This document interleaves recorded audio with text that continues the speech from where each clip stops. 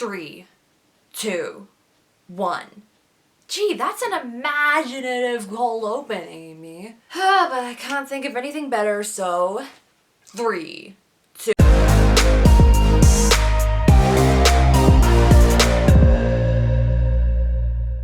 Hey guys, it's Amy here, back again with another video. Today we're talking about my favorite piece of narrative, storytelling, and foreshadowing.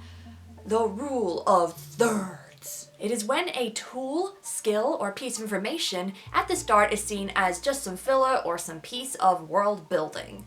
But at the very end, it ends up being one of the key steps in solving the issue in the climax.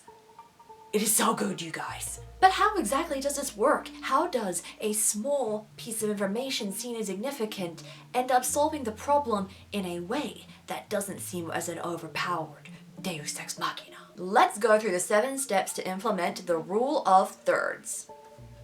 Yes, I know, there's more than 3 steps. It's kind of annoying me too. Number 1. Find your power. Ideally, you're going to be working out what this advantage, fact, or what have you is while you are planning your novel. If you're not doing this during your outlining process, you're going to have a bad time.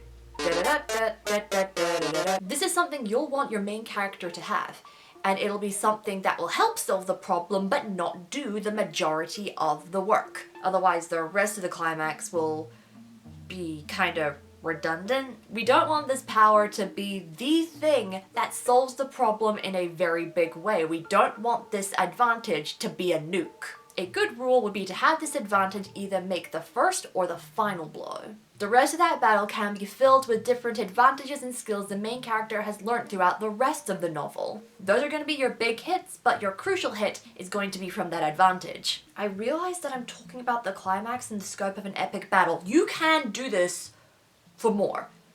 Just putting it out there. I'm just saying this could be used for so many more things. I'm just saying epic battle because that comes up in the most media that I consume, which is fantasy, sci-fi, and all that jazz. I should have mentioned this earlier. I hope my choice of language did not make you click off this video. If that is the case, you're probably even watching this video right now. I am just digging myself into a deeper hole. But now that we know the importance and the power level of this thing, we need to implement it into the narrative. Number 2, introduce it in the first act. This much is obvious. We need to introduce this item in the first act so that we know it exists and know it's going to have some sort of power play later on in the novel. This is because the first act establishes the rules of the story that we are in. It establishes the world building, the characters, what it was like before.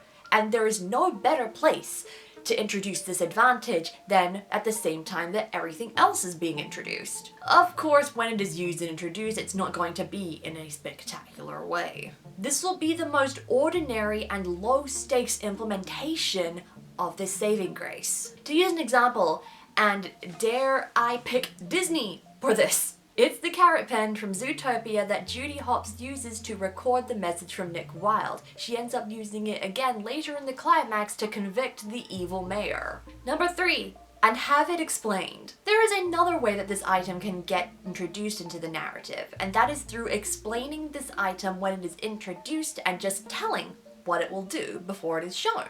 This is most often done through a magical spell or some kind of technology. But it could be done for other things as well. But even when it is first introduced and shown in its low-stakes moment, it is still a good idea to have it explained and explain how it works within the rules of the world. After all, this stuff won't magically come out of thin air. And if it does come out of thin air, you need some time to test the waters. You don't need to explain how this magic tech is wired or anything. Like most world building, you just need to explain enough for the readers to understand what it does. These will usually be hints as to how they would play into the story later on. Not everything, but enough, because you may be discovering more hints about this thing later on. Wait, we're using it later?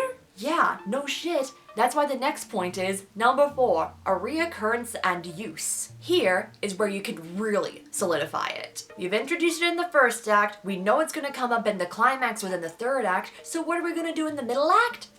Use it. I don't mean use it like a freaking smartphone though. You need to use it at least once, but enough for it to make sense. And because you've seen it work in a low stakes way, the next thing will be in a mid stakes way. We see this happening in Legally Blonde. I'm gonna be referencing the musical because that's what I'm more familiar with. The low stakes was seeing that Elle was smart enough to avoid a sales scam in a dress shop. We see her next use this again, the logic of a lawyer with the knowledge of a valley girl, in the gay or European scene, where the bend and snap does not work on the suspect. Or was it a witness?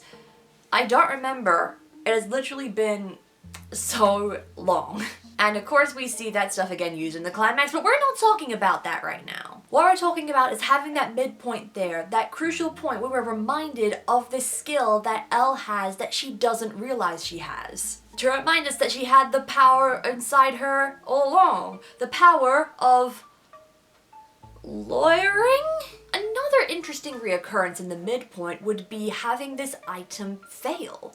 Having the saving grace not save them. It can be especially good when it's used right before the darkest moment, and that could be one of the things that gets the character to spiral into their woes. And then their faith is restored when it works in the climax. Number 5, mention reminders. This is an important part that is missed by eyes that don't dive so deep into the story or aren't familiar with it enough on the first try, or perceptive enough. It is how you can tell that an attempt was made, but not quite in a satisfying way. I'm looking at you, Avatar: The Last Airbender. With that fucking lion turtle.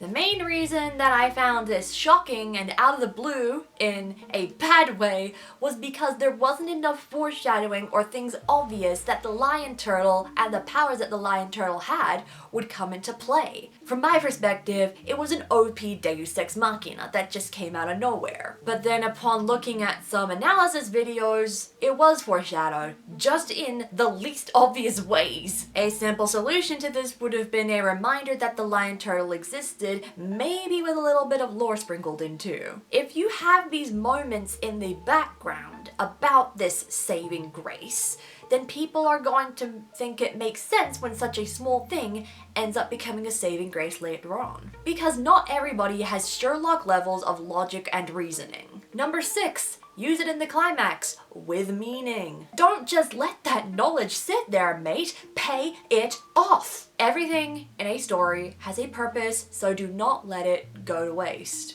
We want to draw eyes to this final time that this item is being used in the climax and how important it is that this saving grace, seemingly so small, saved. The climax is where your character's good and evil show off everything. So show off even that little bit. And like I said before, we don't want it to be the thing that ends up dealing the most damage in the climax. First or final blow. Those are usually good ones. It takes a step in the process of making it easier. It plays just a decent part in securing a victory. Number 7, if this is a series, keep it in play. Oh boy, the number of times that this has happened. When a mechanic or piece of world building is introduced in a certain installment, and then it doesn't come up after any other installment, even after it has been so crucial as a saving grace.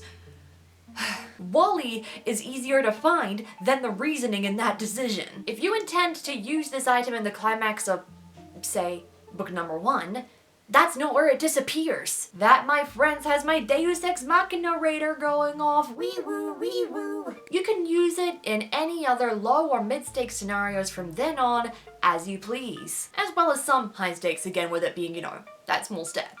But it's not going to be quite as crucial because we've seen its power once before. It is now a regular tool and reminder that just shows how far the character has come that they're using it in such regular ways. Maybe the thing that defeated a god is now the thing that helps repair a house? Use your imagination. And there we go.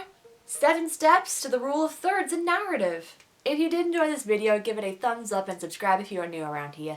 You can ring that bell to find out when I post more creative content. Check out my novel as well, ASTER'S CODA Exposure. Follow Abby Tacker as she dives into the 3 worlds and learns her place in it in the midst of an otherworldly blood feud. And while you're down in the description, be sure to check out my Instagram, my Fiverr, my TikTok, and my website. Stay creative, everybody, and I'll be seeing you in the next video.